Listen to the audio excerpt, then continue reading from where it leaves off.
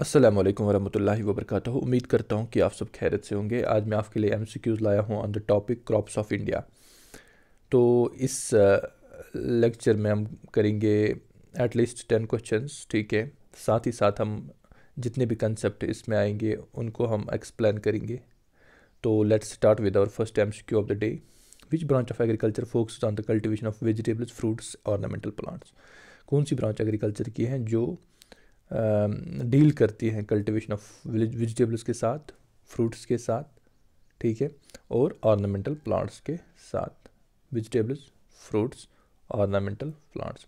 तो हमारे पास चार options. The right option is horticulture, ठीक है। हॉर्टिकल्चर डील करती है with the cultivation of vegetables, fruits, ornamental plants. अब आप बोलोगे एग्रीकल्चर क्या है फिर, ठीक है। एग्रीकल्चर क्या है? एग्रीकल्चर में हम सिर्फ क्रॉप प्रोडक्शन की स्टडी नहीं करते हैं, ठीक है। Agriculture study of crop production नहीं है। इसमें हम सिर्फ क्रॉप्स की कल्टीवेशन नहीं करते हैं। इसमें हम साथ साथ क्या करते हैं, हम एनिमल्स को भी रेज़ करते हैं, ठीक है। एनिमल्स को भी रेज से लाइव स्टॉक को भी रेज़ करते हैं फॉर ह्यूमन कंजप्शन या यूज़ के लिए, ठीक है। तो एग्रीकल्चर में क्रॉप प्रोडक्शन के साथ साथ एनिमल का जो मैनेजमेंट ऑफ एनिमल्स होता है, उनका केयर करना, उनको रेज़ करना, वो भी आता है, लाइव स्टॉक वगैरह। तो एग्रीकल्चर को हम कह सकते हैं इट इज़ ये एक ब्रॉड टर्म है। क्या है? Broad term. उसके बाद आता है सिल्वीकल्चर। अब आप बोलोगे सिल्वीकल्चर क्या है? सिल्वीकल्चर क्या है? सिल्वीकल्चर है मैनेजमेंट ऑफ फॉरेस्ट्स, जो जंगलात हैं उनका इंतज़ाम वगैरह, ठीक है, वो देखना, ट्रीज़ ग्रो करना, फिर उनको यूज़ करना फॉर डिफरेंट पर्पस, ठीक है। जैसे कि फर्नीचर के लिए यूज़ करना, या घरों में लकड़ का यूज़ होता है वहाँ पे यूज़ करना, टिम्बर के लिए यूज़ करना, फायरवुड के लिए यूज़ करना। लेकिन साथ ही साथ यहाँ पर क्या है, यहाँ पर सस्टेनेबल सिल्वीकल्चर किया जाता है। यहाँ पर फॉरेस्ट जो है, अगर लकड़ी यूज़ भी की जाती है, लेकिन अगर पेड़ काट भी रहे हैं तो साथ ही साथ पेड़ लगा भी दिए जाते हैं। तो उसको हम कहते हैं सिल्वीकल्चर। तो सिल्वीकल्चर में आता है मैनेजमेंट ऑफ फॉरेस्ट्स। उसके बाद आता है एक्वीकल्चर। एक्वीकल्चर क्या है? एक्वीकल्चर है फार्मिंग ऑफ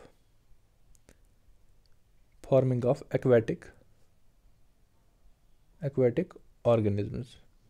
जैसे कि अगर हम फ़िश प्रोडक्शन करते हैं या कोई प्लांट की प्रोडक्शन करते हैं, जैसे कि लोटस सिस्टम वगैरह, ठीक है, उसकी प्रोडक्शन करते हैं टैंक्स में या पॉन्ड्स में, ठीक है, तो उसको हम कहते हैं एक्वा कल्चर। तो एक्वा कल्चर हम कह सकते हैं it is farming of aquatic organisms like plants और फिशेस। उसके बाद what does the term sustainable agriculture refer to? Sustainable agriculture हम किसको कहते हैं? एग्रीकल्चर हमने देखा कि एग्रीकल्चर एक ऐसी स्टडी है, ठीक है, जहाँ पर हम क्या करते हैं, एग्रीकल्चर में हम एक तो क्रॉप प्रोडक्शन वगैरह देखते हैं, ठीक है, क्रॉप को कैसे प्रोड्यूस करना है, सोइंग कैसी करनी है, टिलिंग ऑफ लैंड कैसे करनी है। सिमिलरली हम देखते हैं फिर हार्वेस्टिंग कैसे करनी है।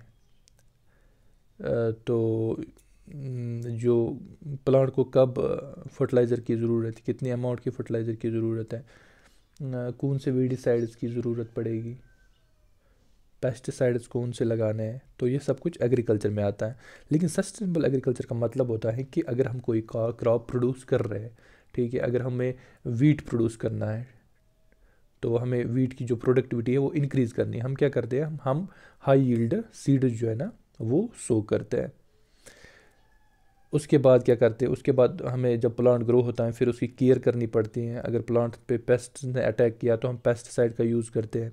अगर प्लांट्स पे जैसे कि वीड्स वगैरह, ठीक है, अगर अनडिज़ायरेबल प्लांट्स ग्रो हुए हैं इन बिटवीन द वेजिटेबल्स, ठीक है, या इन बिटवीन द क्रॉप्स, तो हम क्या करते हैं, हम वीडिसाइड का यूज़ करते हैं। लेकिन सस्टेनेबल एग्रीकल्चर में क्या देखना है हमें, अगर हम वीडिसाइड, पेस्टिसाइड, केमिकल्स का यूज़ करते हैं, फर्टिलाइजर्स का यूज़ करते हैं, हमें साथ ही साथ अपने एनवायरनमेंट का भी ख्याल रखना है। हमें अपने माहौल को आलूद नहीं करना है, हमें वाटर बॉडीज़ को पोल्यूट नहीं करना है, हमें एयर पोल्यूशन नहीं करना है। तो इन चीज़ों का हमें ख्याल रखना है, तो उसको बोलते हैं सस्टेनेबल एग्रीकल्चर। तो आपको यहाँ पर देखना है, चूज़ करना है right option. maximizing agriculture yield at any cost, farming without considerable environmental effects, managing natural resource to maximize yield while preserving the environment, exploiting natural resource for agriculture production. इसमें right option जो है that is option C, managing natural resources to maximize yield while preserving the environment. यानी कि productivity को maximise करना, लेकिन साथ ही साथ क्या करना है, एनवायरनमेंट का भी ख्याल रखना है.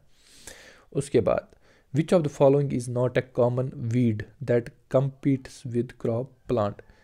इनमें से कौन सा कॉमन वीड नहीं है that competes with crop plant. सबसे पहले आपको पता होना चाहिए कि वीड क्या होता है. वीड जो होता है ये एक अनडिजायरेबल प्लांट होता है. क्या होता है, एक अनडिजायरेबल प्लांट.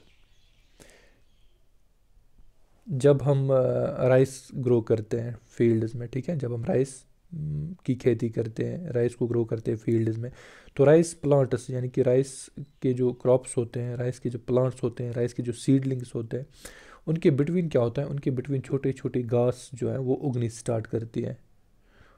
ठीक है, जो उनकी ग्रोथ को क्या करती है, कम करती है, रिटार्ड करती है. ठीक है, जो न्यूट्रेंट्स जो है ना सॉइल से कंज्यूम करते हैं, और जो मैन प्लांट है, जो मैन क्रॉप है, उसको बराबर न्यूट्रेंट्स नहीं मिलते हैं. तो हमें क्या करना है, जो घास राइस प्लांट्स के बिटवीन जो घास grow, unnecessary undesirable plants grow हुए हैं, उनको हमें क्या करना है, उनको या तो हम हाथ से निकालेंगे या हम केमिकल्स का यूज़ करते हैं. ठीक है, उन केमिकल्स को हम कहते हैं वीडीसाइड्स. ठीक है, वो उनकी ग्रोथ को क्या करते हैं, रिटार्ड करते हैं, कम करते हैं वीड्स की ग्रोथ को. तो वीड्स क्या होते हैं, अनडिज़ायरेबल प्लांट्स होते हैं. तो इनमें से आपको देखना है इनमें से वीड कौन नहीं है. हमारे पास 4 ऑप्शन है, आपको देखना है इनमें से वीड कौन नहीं है. तो ज़ैंथियम की बात करें, ये भी वीड है. परथीनियम ये भी वीड है. सिटिजिंग नेटल ये भी वीड है. तो टीक वुड है जो है ये वीड नहीं है. Teak wood is not weed. ये क्या है, ट्री है. क्या है, ट्री है. Okay, next, what is mixed cropping. अब आपको बोलना है मिक्सड क्रॉपिंग क्या होता है. सबसे पहले मैं आपको समझाता हूँ, फिर आप ऑप्शंस में से चूज़ करना कि मिक्सड क्रॉपिंग जो है वो क्या होता है. तो मिक्सड क्रॉपिंग में क्या करते हैं, फॉर एग्जांपल हमारे पास क्या है, एक पीस ऑफ लैंड है. क्या है, पीस ऑफ लैंड. तो हम क्या करेंगे, हमारे पास इतना ही ज़मीन है. ठीक है, अब हम चाहते हैं कि हम 2 क्रॉप्स ग्रो करें. ठीक है, इसी पीस ऑफ लैंड पे 2 क्रॉप्स ग्रो करें. तो हम क्या करेंगे, हम इसी पीस ऑफ लैंड पे एक तो मेज़ डालेंगे. ठीक है, मेज़, और मेज़ के साथ हम कोई लिग्यूमिनस प्लांट डालेंगे, जैसे कि पल्सेस ग्रो करेंगे. तो हम क्या करेंगे, दोनों की जो सीड्स हैं वो सो करेंगे. मेज़ और पल्सेस की सीड जो है ना वो मिक्स करके दोनों को सो करेंगे एक ही प्लॉट ऑफ लैंड पे, एक ही पीस ऑफ लैंड पे. तो उसको हम कहते हैं मिक्सड क्रॉपिंग. तो हम क्या करते हैं, हम डिफरेंट क्रॉप्स ग्रो करते हैं on the same piece of land. तो अब आपको ऑप्शन में देखना है, growing the same crop on the same land और मल्टीपल सीजन्स. नहीं, सेम क्रॉप तो नहीं है, तो डिफरेंट क्रॉप्स होते हैं. Growing multiple crops on different land simultaneously. नहीं, डिफरेंट लैंड्स तो होते नहीं, एक ही लैंड पे ग्रो करते हैं. ग्रोइंग 2 और more crops on the same land simultaneously, ये ऑप्शन जो है ना, दिस इज राइट ऑप्शन. हम 2 और मोर क्रॉप्स ग्रो करते हैं on the same land simultaneously, एक साथ. Next question, a farming method where land is cleared, cultivated for a few years, then abandoned until its fertility naturally restores is known as. एक farming का method है जहाँ पर हम क्या करते हैं, हम पहले ज़मीन को क्लियर करते हैं, जो प्लांट्स वगैरह वहाँ पर होते हैं उनको क्लियर करते हैं, उनको जलाते हैं. जलाने के बाद कल्टिवेटेड फॉर फ्यू ईयर्स, फिर उसमें सोइंग करते हैं, सीड वगैरह बोते हैं. ठीक है, बीज वगैरह बोते हैं. फिर वहाँ पर वेजिटेबल्स ग्रो करते हैं, या कोई क्रॉप वीट वगैरह ग्रो करते हैं, मेज़ ग्रो करते हैं. उसके बाद यानी कि 2-3 साल हम उस लैंड पे क्या करेंगे, अब क्रॉप प्रोडक्शन करेंगे. उसके बाद क्या होता है, उस लैंड को हम वहीं पे छोड़ेंगे, हम दूसरे लैंड पे चले जाएंगे, क्योंकि उसकी फर्टिलिटी अब डिक्रीज़ हुई होगी. तो इस फार्मिंग को हम क्या कहते हैं, समझो ये हमारा एक लैंड है, यहाँ पर पहले प्लांट्स हुआ करते थे, फॉरेस्ट्स हुआ करते थे. अब हमने क्या किया, इस पीस ऑफ लैंड को क्लियर किया. यहाँ पर जो फॉरेस्ट्स हुआ करते थे उनको हमने जलाया, प्लांट्स को हमने जलाया, वहाँ से ऐश वगैरह बन गया, तो वो एज अ फर्टिलाइज ऐड हुआ इन द सॉइल। तो उसके बाद हमने इसमें क्या किया, सोइंग वगैरह की, फिर क्रॉप ग्रो हुआ, फिर हार्वेस्ट किया। तो नेक्स्ट ईयर फिर से इसमें हमने क्रॉप ग्रो किया, फिर हार्वेस्ट किया, और नेक्स्ट ईयर फिर से। तो जो 2-3 साल हम इस पर क्रॉप्स ग्रो करते हैं जब तक इसकी फर्टिलिटी डिक्रीज़ हो जाती है। उसके बाद क्या करते हैं, हम दूसरे पीस ऑफ लैंड को क्लियर करते हैं, ठीक है, इसको ऐसे ही छोड़ देते हैं, इसको ऐसे ही छोड़ेंगे और दूसरे लैंड पे चले जाएंगे। और यहाँ पर क्या करेंगे, यहाँ पर हम फिर से वही प्रोसेस करेंगे जो हमने पिछले लैंड पे किया था। फिर इस पे क्रॉप प्रोडक्शन करेंगे, फिर इसको 2-3 साल यूज़ करेंगे, फिर इसको छोड़ेंगे, फिर पहले वाले पे फिर से आएंगे, क्योंकि उसने तब तक फर्टिलिटी रिस्टोर की होगी, रिगेन की होगी। तो इसको क्या कहते हैं, हम पहले इस लैंड पे थे, अब इसके बाद हम शिफ्ट हुए दूसरे लैंड पे, तो इसको हम कहते हैं शिफ्टिंग कल्टिवेशन। शिफ्टिंग कल्टिवेशन को हम और एक नाम से पुकारते हैं जूम कल्टिवेशन। किससे, जूम कल्टिवेशन। और एक नाम से इसको पुकारा जाता है slash and burn cultivation, slash and burn cultivation. तो ये नाम आपको याद रखना है, zoom cultivation, slash and burn cultivation. और इंडिया में जो नॉर्थ ईस्टर्न स्टेट्स हैं जहाँ पर फॉरेस्ट्स वगैरह है, तो वहाँ पे ये किया जाता है। तो we can go with option C, shifting cultivation. Moving to our next question. सबसे पहले हम आपको ये समझाता हूँ मैं, क्रॉप रोटेशन क्या होता है। क्रॉप रोटेशन भी एक फार्मिंग है, एक प्रैक्टिस है, एग्रीकल्चर प्रैक्टिस है। इसमें हम क्या करते हैं, जैसे कि हमारे पास पीस ऑफ लैंड है, इस साल समझो 2023 में हमने इस पे वीट ग्रो किया था, ठीक है, वीट ग्रो किया था। अब 2024 में क्या करेंगे, इसी लैंड पे हम कोई और क्रॉप ग्रो करेंगे, समझो मेज़ ग्रो करेंगे। तो 2023 में हमने वीट किया था, 2024 में हमने मेज़ किया, तो इसको हम कहते हैं रोटेशन, क्रॉप रोटेशन। पहले इसको किया था वीट, फिर मेज़, फिर हम वीट को करेंगे। तो इसमें हम क्रॉप को रोटेट करते हैं, पहले साल एक क्रॉप, दूसरे साल दूसरा क्रॉप, तो ऐसे चलता रहता है। तो इसको हम बोलते हैं क्रॉप रोटेशन।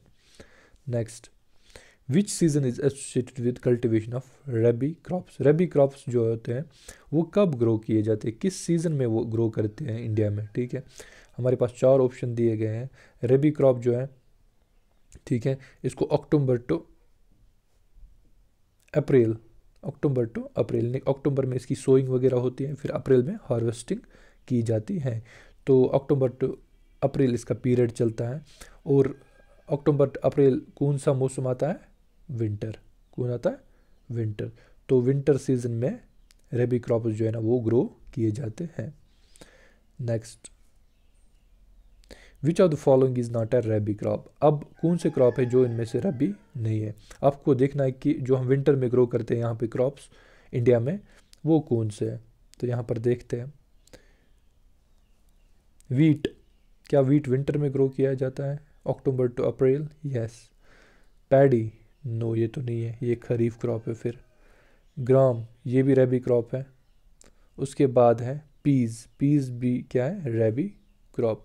तो हमारा जो राइट ऑप्शन हो गया, यहाँ पर लिखा है is not a rabi crop. इनमें से रबी क्रॉप कौन है, पैडी रबी क्रॉप नहीं, ये खरीफ क्रॉप है। नेक्स्ट एमसीक्यू पे चलते हैं। ड्यूरिंग विच मंथ्स और खरीफ क्रॉप्स टिपिकली ग्रोन। जो खरीफ क्रॉप्स होते हैं वो हम किस महीने में ग्रो करते हैं, कौन से महीने में इसको ग्रो किया जाता है। जैसे कि हमने पढ़ा कि रबी क्रॉप जो है अक्टूबर टू अप्रैल ग्रो किया जाता है। अब हमें देखना है खरीफ क्रॉप कब ग्रो किया जाता है। तो खरीफ क्रॉप का जो टाइम पीरियड होता है दैट इज़ जून टू अक्टूबर। क्या टाइम पीरियड है, जून टू अक्टूबर। इस टाइम में क्या होता है, साउथ वेस्ट मानसून। इंडिया में क्या होता है, साउथ वेस्ट मानसून एंटर करता है, यानी कि मानसूनल विंड जो होता है वो एंटर करते हैं साउथ वेस्ट। और 80 to 90% रेनफॉल इसकी वजह से होता है इंटर में, इंडिया में, ठीक है। तो समर सीजन में जो क्रॉप्स ग्रो किए जाते हैं उनको खरीफ क्रॉप्स कहते हैं। और कब से, June to October. Okay, moving to our next question. सबसे पहले आप खरीफ क्रॉप की एग्जांपल दे सकते हो। खरीफ क्रॉप जैसे कि हमने पढ़ा पैडी, ठीक है, राइस। और कौन सा खरीफ क्रॉप हम ग्रो करते हैं, ठीक, एक तो पैडी हो गया, राइस हो गया। और मेज़ भी हम ग्रो करते हैं, ठीक है, जून टू अक्टूबर। और 2-3 नाम आप नीचे लिखोगे कमेंट सेक्शन में, कौन से खरीफ क्रॉप्स हैं, कौन से रबी क्रॉप्स हैं। अब हम नेक्स्ट पे चलते हैं। A crop which is grown to sell for profit is called. कौन सा क्रॉप हम ग्रो करते हैं जिसको हम फिर मार्केट में सेल करते हैं। फॉर एग्ज़ाम्पल हम वीट जो है वो ग्रो करते हैं, जैसे कि यूपी में वीट प्रोडक्शन बहुत ज़्यादा होती है, पंजाब में भी वीट प्रोडक्शन होती है। तो at large scale in crops को ग्रो किया जाता है, किस लिए? बेचने के लिए। तो ये कौन से क्रॉप है? वो क्रॉप्स जिनको हम बेचने के लिए जो ग्रो करते हैं उनको हम क्या बोलते हैं? Fodder crop, cash crop, rabi crop या baby crop. The right option to this question is cash crop. तो कैश क्रॉप ही वो क्रॉप है जिसको हम ग्रो करते हैं ताकि हम इसको कल बेच सकें, इससे हमें प्रॉफिट मिले, मुनाफा मिले, ठीक है। Next, crops that are grown in the months of April to June are called. वो कौन से क्रॉप्स हैं जिनको हम अप्रैल टू जून ग्रो करते हैं? हमने पढ़ा कि अक्टूबर टू अप्रैल रबी क्रॉप्स होते हैं। फिर हमने पढ़ा खरीफ क्रॉप्स, खरीफ होते हैं जून टू अक्टूबर, ठीक है। फिर हमने पढ़ा, अब हम जैद पढ़ेंगे, जैद क्रॉप्स। तो जैद क्रॉप्स होते हैं अप्रैल टू जून। तो यहाँ पर राइट ऑप्शन क्या है? जैद क्रॉप का ये ऑप्शन है, जैद क्रॉप, ठीक है। तो right option is Zaid crop. तो जैद क्रॉप ही वो क्रॉप है जो हम अप्रैल टू जून करते हैं, ठीक है। इसमें क्या आता है? वाटरमेलन आता है, वाटरमेलन, मस्क मेलन, इसमें क्यूकम्बर आता है, पंपकिन आता है, ठीक है। तो बाकी जितने भी एग्जांपल्स हैं वो आप कमेंट सेक्शन में ज़रूर लिखें।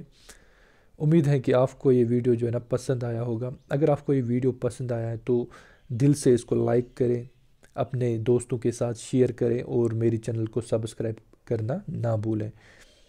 Thank you, have a great day.